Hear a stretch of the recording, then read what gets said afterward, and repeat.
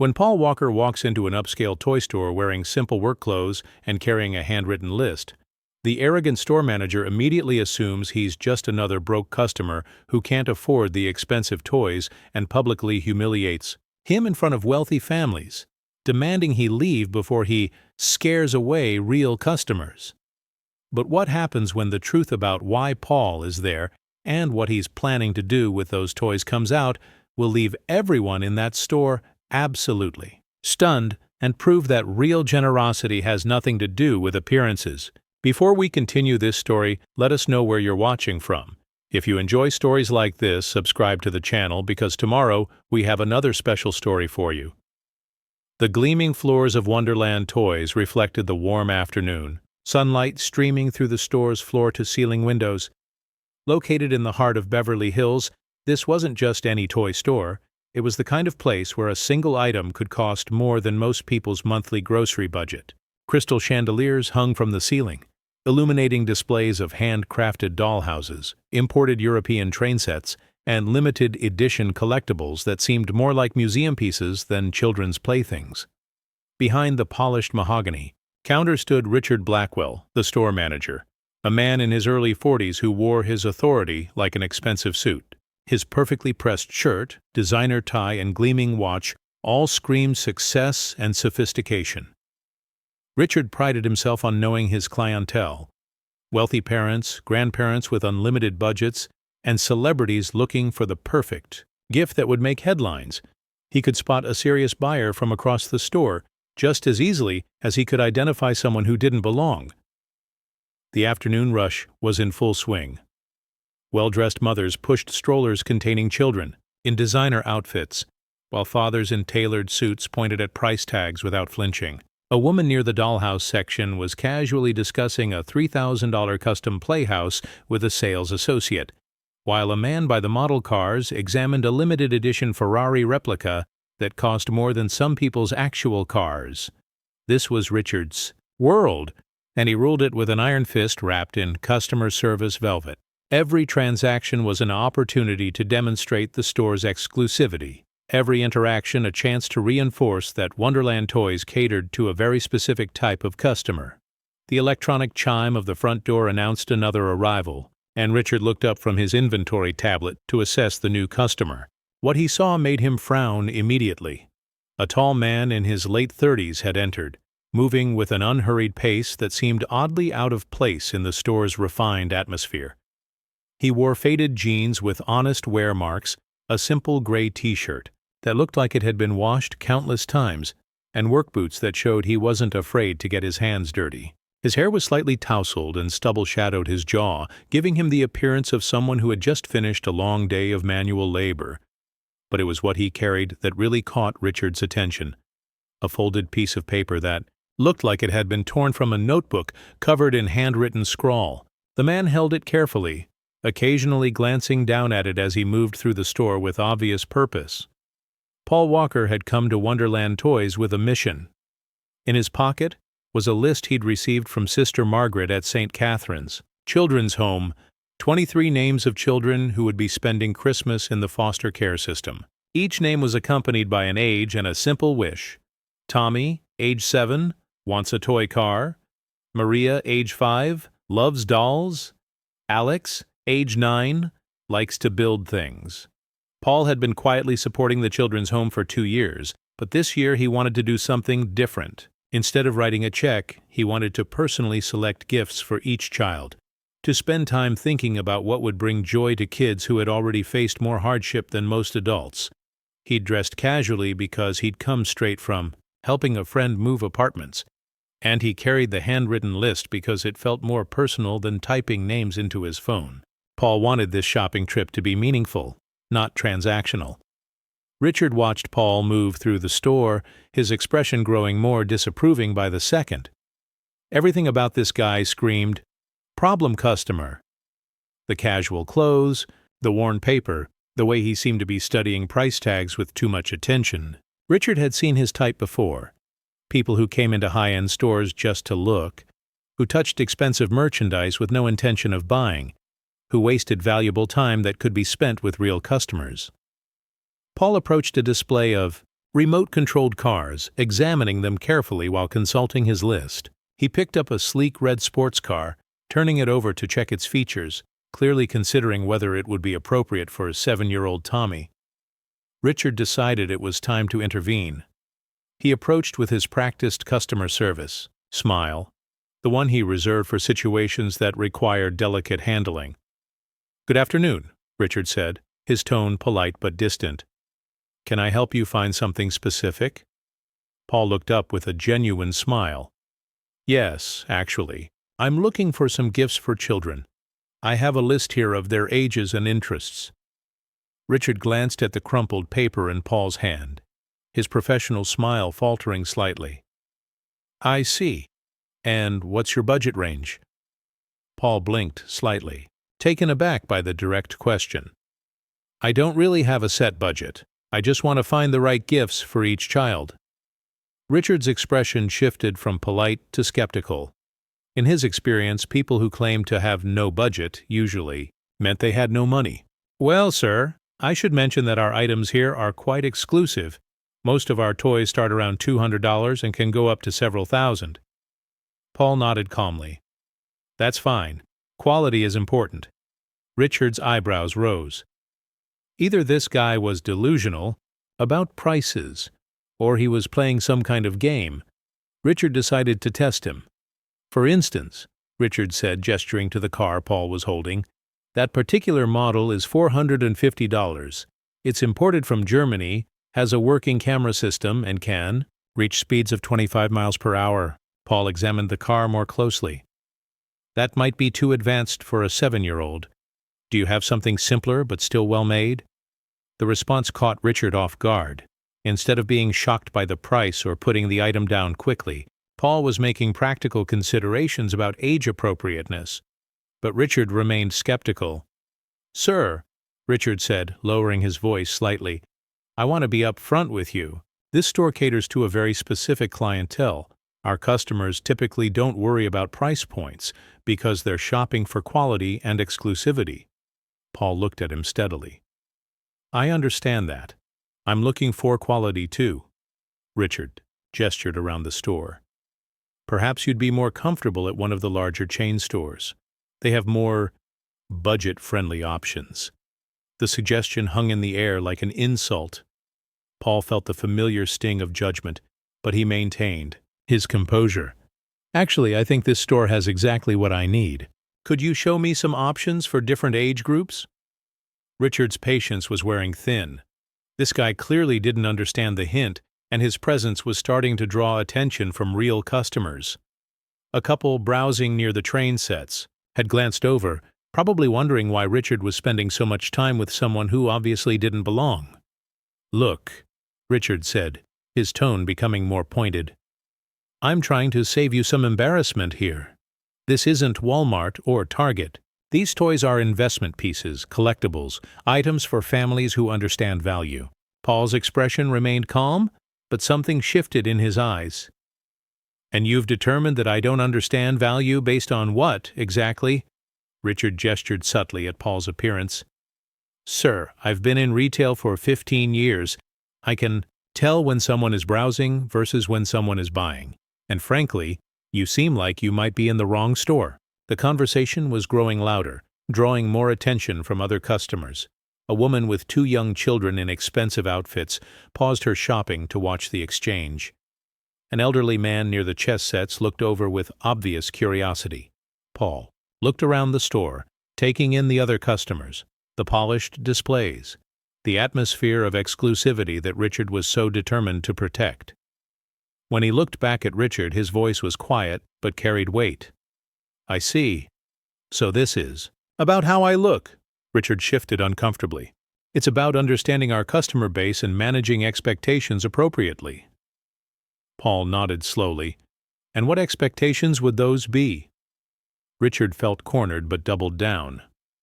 "That our customers come here because they appreciate craftsmanship, exclusivity, and are willing to invest in premium products. Not because they're curious or, He paused, searching for the right word. "Browsing." Paul held up the handwritten list.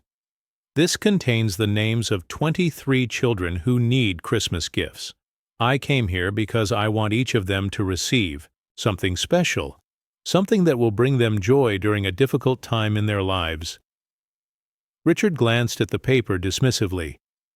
"That's very noble, but, sir, if you're shopping for charity donations, there are more appropriate venues.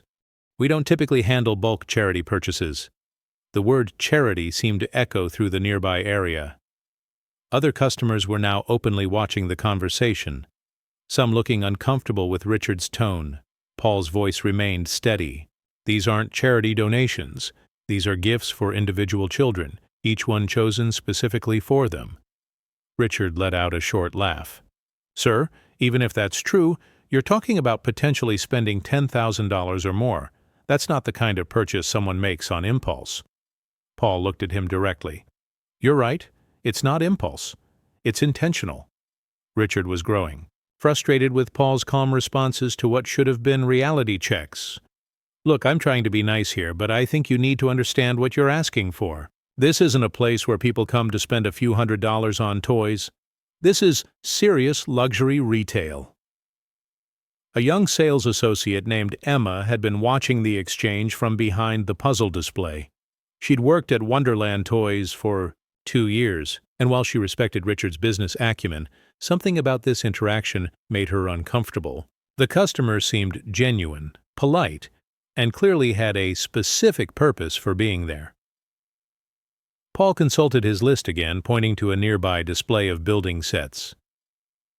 "Could you tell me about those construction toys? I have a 9-year-old who likes to build things." Richard looked where Paul was pointing, at a display of premium building sets that ranged from $300 to $800. His frustration boiled over. "Sir," Richard said, his voice rising slightly, "I'm going to be direct with you. Those sets cost more than $500 each. You're asking me to spend time explaining products that cost more than most people's rent, while other customers are waiting for assistance." He gestured toward the well-dressed families nearby. "These people," he continued, "they don't need to ask about prices because they can afford whatever their children want. They're not here to window shop or to waste time pretending they're going to make major purchases." The store had grown noticeably quieter. Conversations paused as customers sensed the tension building. Emma took a step closer, clearly wanting to intervene but unsure how. Paul stood quietly for a moment, absorbing the public humiliation. When he spoke, his voice was calm but carried a sadness that seemed to settle over the entire store. "I think there's been a misunderstanding," Paul said. "I'm not here to waste anyone's time. I'm here to buy gifts for children who deserve to feel special." Richard's face flushed with irritation. "And I'm here to run a business, not to provide customer service to people who aren't serious customers." He stepped closer, lowering his voice, but speaking loudly enough for nearby customers to hear. "I'm going to ask you politely to leave. You're disrupting the shopping experience for our real customers, and frankly, I don't think this store is the right fit for your needs." The words hit the store like a bomb. Several customers exchanged shocked glances. A woman near the dollhouse display put her hand to her chest, clearly appalled by Richard's behavior. The elderly man by the chess sets shook his head in disgust. Paul looked around the store one more time, seeing the faces of customers who were now watching him with a mixture of sympathy and curiosity. He folded his list carefully and put it back in his pocket.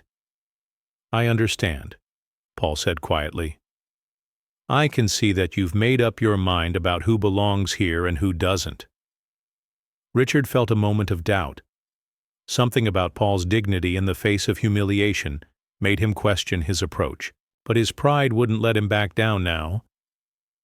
"It's nothing personal," Richard said, trying to soften his tone. "It's just business." Paul nodded. "Of course it is." As Paul prepared to leave, Emma finally found her courage. She stepped forward, her voice clear and professional but warm. "Excuse me, sir," she called out to Paul. "I'd be happy to help you find what you're looking for." Richard spun around, his face flushed with anger. "Emma, return to your station. I'm handling this." But Emma stood her ground. "Mr. Blackwell, This gentleman came in with specific needs, and I think we should help him." She looked at Paul with genuine respect. "Would you mind showing me your list? I know our inventory pretty well, and I think I can suggest some perfect matches."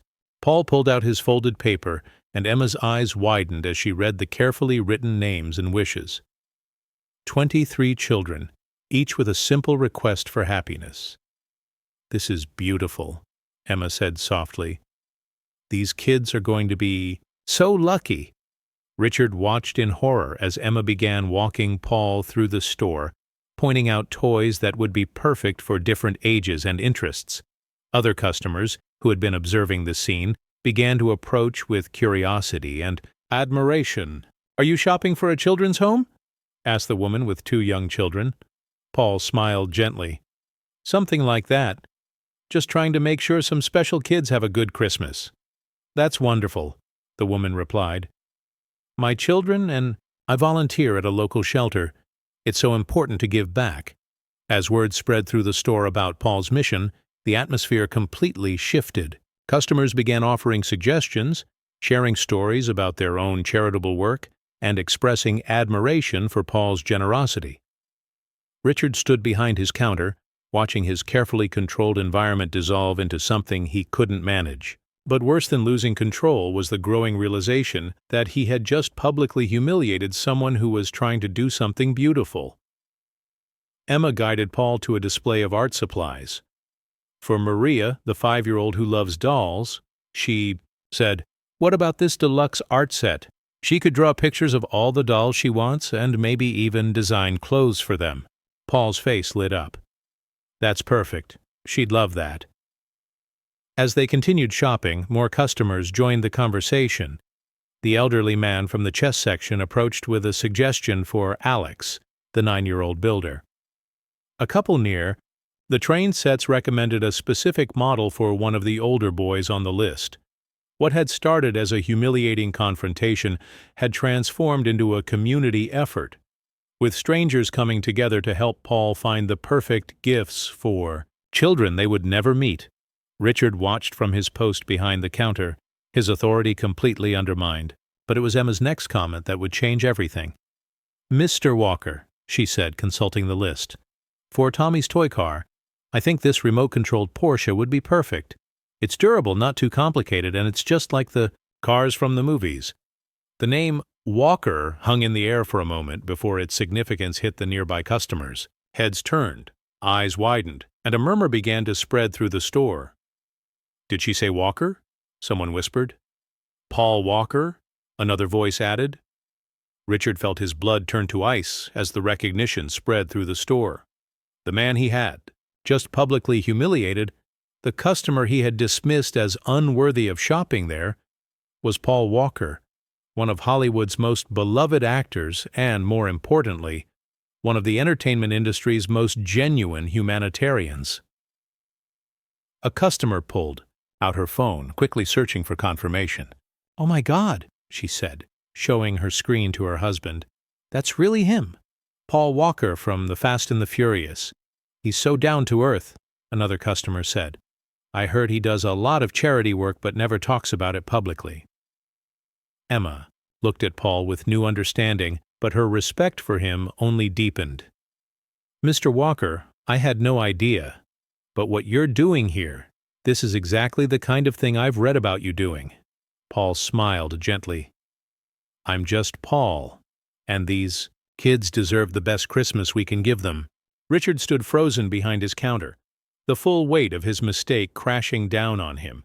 He had just insulted and attempted to remove one of Hollywood's most respected actors, a man known throughout the industry for his humility, kindness, and generous spirit. But worse than the professional embarrassment was the moral failure. Paul Walker hadn't come to his store as a celebrity looking for special treatment. He'd come as a man with a list of children's names, trying to bring joy to kids who needed it most. As customers continued to gather around Paul, sharing suggestions and expressing admiration for his mission, Richard realized he had a choice to make. He could hide behind his counter, hoping the situation would resolve itself, or he could find the courage to admit his mistake and try to make things right. The store buzzed with excitement as more people recognized Paul, but the actor himself remained focused on his mission. He listened to every suggestion, asked thoughtful questions about each toy's appropriateness for different ages, and carefully considered how each gift would make its recipient feel. For Sarah, the 10-year-old who likes science, suggested a mother with a PhD in chemistry, "This microscope set is amazing. It's what I bought for my own daughter." Paul examined the microscope kit with obvious enthusiasm. "She wants to be a doctor someday. This could be perfect." Richard watched this scene unfold, Paul Walker surrounded by admiring customers, all of them working together to create perfect Christmas moments for children they would never meet. The man Richard had tried to throw out of his store was now the center of the most genuine, heartwarming scene the store had ever witnessed. Finally, Richard Foe found his courage. He stepped out from behind his counter and approached the group, his hands trembling slightly. "Mr. Walker," he said, his voice barely above a whisper, "could I speak with you privately for a moment?" Paul looked up from the science kit he'd been examining, his expression calm and patient. Of course. They walked a few steps away from the crowd, far enough for privacy, but close enough that the other customers could see the interaction. Richard struggled to find words. "I owe you an apology," he finally said. "Actually, I owe you more than that. I owe you an explanation, and I owe these children the chance to receive the gifts they deserve." Paul waited quietly, giving Richard space to continue. "I made assumptions about you based on how you looked," Richard admitted. "I thought I was protecting my business, maintaining standards, but what I was really doing was protecting my own prejudices." His voice grew stronger as he found his footing. "You came in here with a list of children's names, wanting to make their Christmas special, and I treated you like you didn't deserve to be here. That was wrong on every level." Paul's expression remained kind. "Richard, we all make mistakes."